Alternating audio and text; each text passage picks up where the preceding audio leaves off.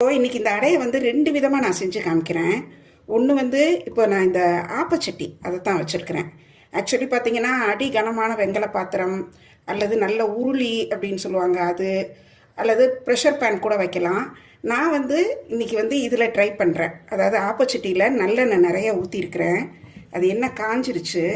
இந்த மாவை எடுத்து இதில் அப்படி ஊற்றி நல்லா அப்படி பரத்தி விடுவேன். கொஞ்சம் நல்லாவே பரத்தி விடுவேன்.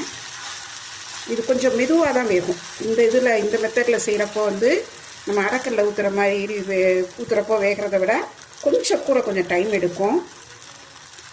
இப்போ இதை வந்து ஊற்றிட்டு இந்த எண்ணெய் பார்த்திங்கன்னா மேலே மிதந்தாப்பில் இருக்கும், நல்லா தாராளமாகவே இருக்கும். இதை வந்து இப்போ மூடி வைக்கிறேன்.